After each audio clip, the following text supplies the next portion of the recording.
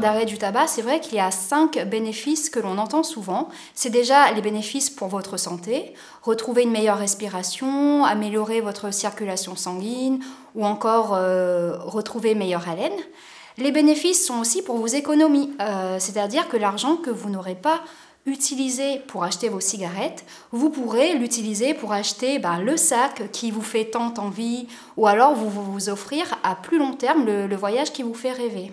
Alors ce qu'on conseille quand même aux fumeurs, c'est de ne pas attendre trop longtemps avant de s'offrir quelque chose avec l'argent qu'on épargne parce que vous allez vous récompenser de vos efforts et ça va vous donner envie de maintenir votre arrêt le plus longtemps possible. Après, les bénéfices, et c'est cette idée de retrouver une certaine liberté, ne plus être dépendant de la cigarette. Encore un autre bénéfice, c'est retrouver plus de goût et plus d'odorat, notamment pour savourer des plats que vous aimez ou retrouver des odeurs que vous appréciez. Alors la super bonne nouvelle, c'est qu'en fait, il existe des méthodes efficaces pour arrêter de fumer. Il s'agit des traitements de substitution à la nicotine, vous savez, ce sont les patchs, les gommes ou encore les pastilles. Vous avez la varenicline ou le Champix, ce sont des médicaments d'aide à l'arrêt du tabac. Et vous avez aussi les thérapies cognitivo-comportementales. Donc c'est un accompagnement, pour résumer, psychologique. Donc en plus de ces 3 aides dont l'efficacité a été prouvée par la science, l'idéal c'est que chaque fumeur, dans son expérience d'arrêt, puisse identifier ce qui marche. Peut-être qu'une aide va marcher sur un de vos amis et peut-être pas sur vous. Donc c'est à vous, pendant votre expérience d'arrêt, de noter ce qui fonctionne. N'hésitez pas à vraiment tester les aides et repérer celles qui fonctionnent pour vous.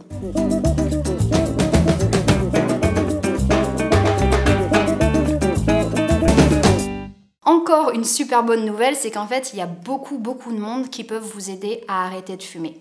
Alors si on commence sur petit, on va dire, votre entourage, vraiment, il est capital, essentiel de parler de votre consommation de tabac et de votre souhait d'arrêter de fumer à votre entourage, votre conjoint ou conjointe, vos amis, votre famille, vos collègues. L'idée en fait, c'est de se sentir épaulé, soutenu, accompagné. Et si votre entourage est fumeur, pourquoi pas envisager d'arrêter ensemble, par exemple lors du mois sans tabac. Après, avec l'entourage, vous avez aussi les professionnels de santé qui peuvent vous aider, notamment les professionnels de santé qui sont proches de vous, votre médecin généraliste, votre infirmier, votre kiné, votre sage-femme, votre dentiste, votre pharmacien. Ces professionnels sont dans votre quartier, dans votre ville, ils sont facilement accessibles. Donc n'hésitez pas à leur parler encore une fois de votre consommation de tabac et de votre souhait d'arrêter pour qu'ils puissent vous conseiller, vous prescrire des médicaments ou alors vous proposer un accompagnement global.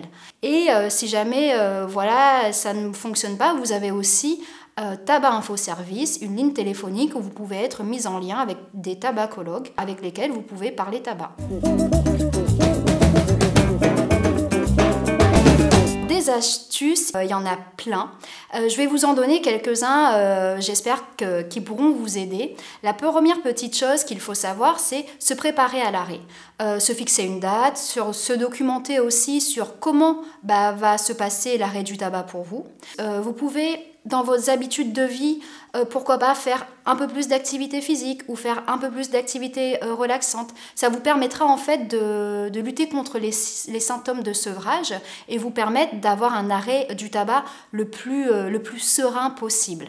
Ne pas hésiter d'aller voilà, sur les réseaux sociaux, les groupes d'entraide en ligne, partager votre expérience d'arrêt pour que vous puissiez voir qu'en fait vous n'êtes pas le seul à arrêter de fumer, notamment pendant le mois sans tabac, et voilà, que ça vous donne du courage pour continuer.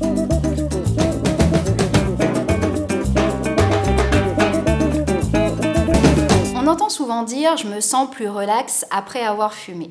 En fait, derrière tout ça, il y a des mécanismes assez complexes.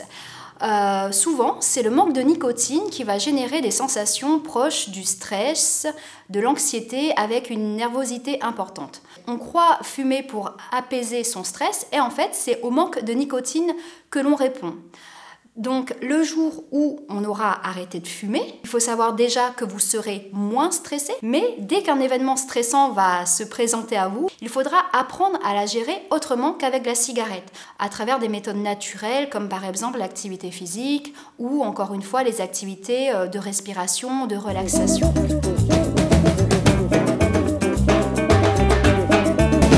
On a repris là où les cigarettes après une première ou plusieurs tentatives d'arrêt, il faut surtout pas le vivre comme un échec. Puisque en fait, on sait qu'il faut en moyenne pour un fumeur 6 à 7 tentatives d'arrêt avant de parvenir à un arrêt durable de sa consommation. Donc en fait, toutes vos tentatives d'arrêt, ce ne sont pas des échecs, ce sont simplement des expériences à travers lesquelles vous aurez testé différentes aides, vous aurez identifié ce qui marche pour vous.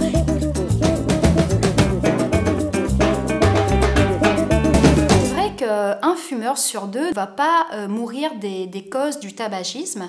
Cela ne veut pas forcément dire qu'ils n'auront aucun problème de santé. On sait aussi que les fumeurs s'enrhument plus souvent que les non-fumeurs, sont plus souvent absents au travail, présentent plus de problèmes de stress ou d'anxiété. Et le plus flagrant, en fait, ce sont au niveau des problèmes dentaires. Le tartre arrive plus tôt, les gencives sont systématiquement attaquées, les dents vont tomber plus rapidement.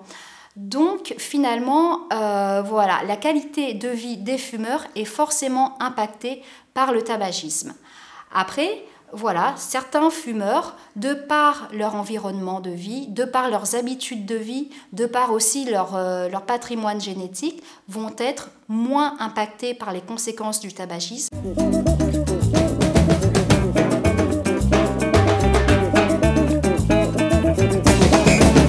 N'hésitez pas, lancez-vous, faites le mois sans tabac, parlez-en à votre entourage, à vos amis, à vos collègues, à votre famille. Parlez-en aussi à un professionnel de santé, peut-être qu'il y en a un avec qui vous avez l'habitude d'être en contact. Quelle que soit l'issue de votre tentative d'arrêt, vous allez en ressortir avec des choses bénéfiques.